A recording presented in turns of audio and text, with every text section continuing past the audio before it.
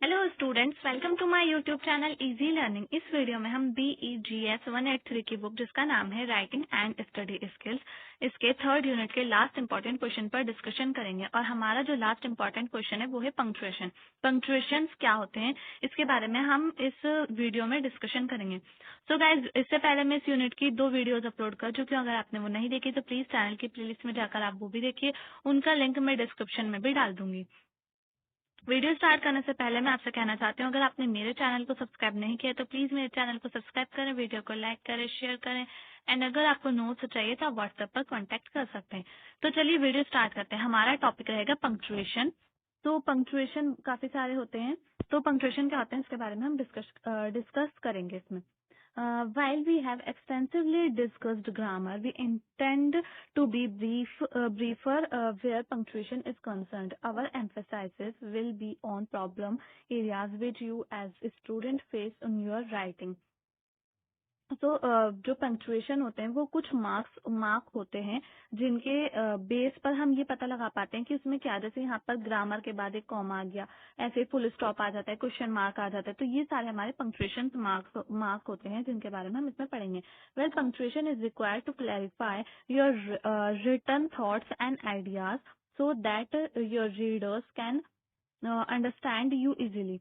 जो punctuation mark होते हैं वो हमें बताते हैं जो हमारे रिटन थॉट्स होते हैं, आइडियाज होते हैं, उनके बारे में क्लैरिफाई करते हैं, और जो रीडर्स होते हैं उनको अच्छे से इजीली समझ में आ पाता है।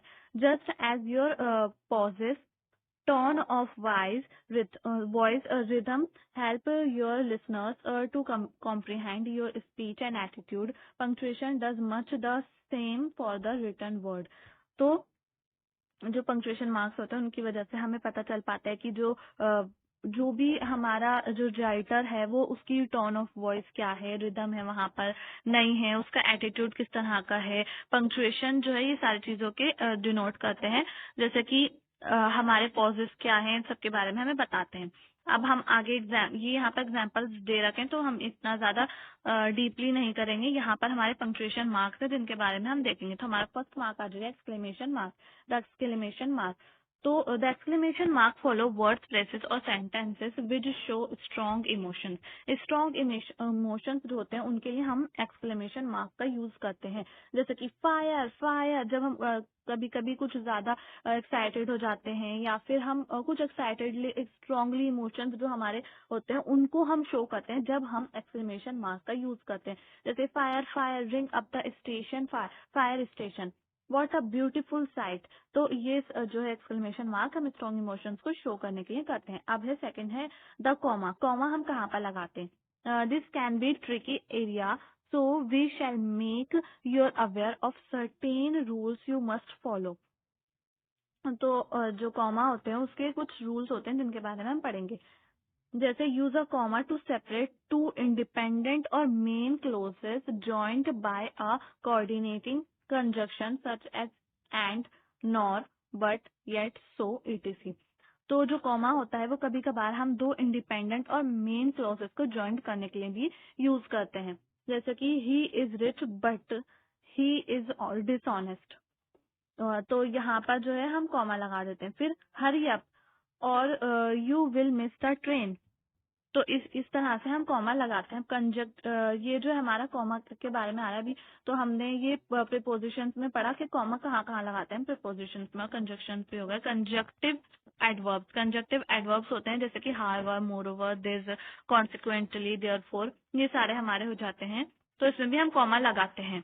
हाउएवर के बाद, मोरओवर के बाद जनरली आपने लिखा हुआ, जब आपने कई बार पढ़ा होगा तो देखा होगा। जैसे यहाँ पे एग्जाम्पल दे रखे हैं, Rani felt consequently that Ravi was not a responsible husband. तो ये एक तरह से इसका एग्जाम्पल हो जाएगा। अब हमारा नेक्स्ट देखेंगे हम द सेमिकोलॉन। सेमिकोलॉन क्या होता है? तो हमारा ऐसे वाला जो साइन होता है सेमिकोलॉन होता है। तो ये कहाँ पर यूज किया जाता है? Use a semicolon to link two closely related independent clauses. कोई ऐसे इंडिपेंडेंट क्लोजेस जो काफी ज्यादा क्लोजली होते हैं उनका लिंक दिखाने के लिए हम सेमिकोलॉन लगाते हैं। जैसे कि है Sanjeev Kapoor has been cooking Multani style cuisine for several years without realizing it. all the spices he uses have a multani flavor. तो ये हमारा द सेमी कोलोन हो गया. अब है हमारा द कॉलोन. तो कॉलोन वाले ऐसे 2 पॉइंट वाले जो होते हैं वो हम कहाँ लगाते हैं? You already know that a colon is use to introduce a long list. जब भी हम किसी चीज के बारे में लॉन्ग लिस्ट बना रहे होते हैं तो उसको इंट्रोड्यूस करने के लिए, जैसे कि ऑयल इज ऑफ 3 काइंड्स, जैसे कि मिनरल्स, वेजिटेबल्स एंड एनिमल्स. तो ये 3 लिस्ट है ऑयल के बारे में. इसमें बताया जा रहा है कि ऑयल जो है उसकी 3 काइंड्स होते हैं जिनके बारे में हम बता रहे हैं. तो इसलिए यहाँ पर 2 पॉइंट बनाकर और फिर हम उसके आगे से कंटिन्यू करेंगे. अब है quotation mark.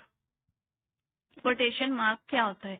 You already know when you use quotation mark, you are quotation mark to enclose someone's spoken और रिटन वर्ड्स. जब भी हम किसी के लिए कुछ वर्ड्स ऐसे होते हैं जो कुछ ज्यादा स्पेशल होते हैं या फिर कुछ एक तरीके से हम कह सकते हैं किसी के बारे में हम बात की जा रही होती है, किसी पर्सन के बारे में बात की जाए तो उसको हम कोटेशन मार्क में कर देते हैं.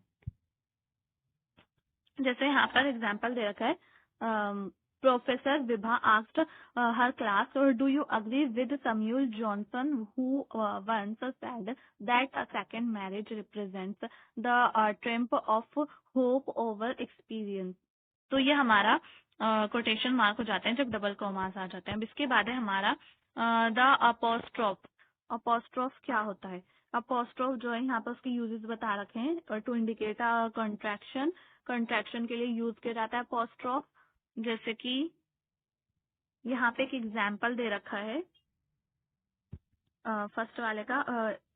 Indicate a contraction. कॉन्ट्रैक्शन में जैसे इट्स, इसको हम अलग अलग करके भी लिख सकते हैं इट इज, लेकिन यहाँ पर ये जो कॉमा आया है इसका मतलब है कि ये इज है. तो ये हमारा कॉन्ट्रैक्शन हो गया. फिर इसके बाद we add an apostrophe to a noun to show possession. तो जो नाउन होती है उसका पोजिशन को शो करने के लिए, जैसे Rajeev book, the lions share, women's group. तो ये होगा. तीसरा है इसमें थर्ड पार्ट इसका, add on the apostrophe to a plural noun adding S to show possession, जैसे कि the girls hostel, the students room. तो आई होप ये आपको समझ में आ गएगा. फोर्थ है इसका, apostrophe is also use to indicate omission of a letter in a word. जैसे आई हैव, वही वाला जो ऊपर हम अभी देख कर आए हैं उसी की तरह ये भी. अब इसके बाद जैसे नेक्स्ट हमारा द डैश. डैश कहाँ पर यूज किया जाता है? अ dash can be use in a place of a colon. Colon की जगह पर भी हम डैश का यूज करते हैं. कॉलन और डैश का यूज हम कभी कभार कर सकते हैं, जहाँ पर हमें कई कभार हम कॉलन और डैश का यूज जो है वो सेम प्लेस पर करते हैं. जैसे कि द रिवर इज पोल्यूटेड, फिर there is a chemical factory upstream. फिर इसके बाद a dash can also be use as an afterthought. तो कभी कभार जो ये डैश होता है वो आफ्टर थॉट के लिए भी यूज किया जाता है. कर सकते हैं इसको हम. जैसे ही use to be very good at cricket and football too, of course. अब इसके बाद है हाइफन. हाइफन का मतलब देखो, जो डैश होता है वो हमारा थोड़ा बड़ा होता है और हाइफन जो होता है वो कुछ वर्ड्स के बीच में. जैसे ब्लू आइज, तो ब्लू और आइज के बीच में जो छोटा सा मार्क है ये हमारा हाइफन हो जाता है. हाइफन जो होता है 2 वर्ड्स को ज्वाइंट करता है. जैसे यहाँ पर लिखा हुआ भी है, हाइफेंस कैन ज्वाइन 2 और मोर वर्ड्स टुगेदर. एक साथ उनको ज्वाइन करता है. जैसे ब्रॉड शोल्डर. फिर आउट ऑफ डेट इंफॉर्मेशन. तो हाइफन हमारा 2 या 3 वर्ड को या फिर उससे ज्यादा वर्ड को भी जोड़ने का काम करता है. आई होप ये आपको समझ में आ गया होगा. और यहीं पर ही हमारा टॉपिक खत्म हो जाता है. यूनिट भी हमारा यहीं पर फिनिश हो गया. सो गाइज, अगर आपको वीडियो पसंद आए तो प्लीज वीडियो को लाइक करें, शेयर करें, चैनल को सब्सक्राइब करना ना भूलें. थैंक्स.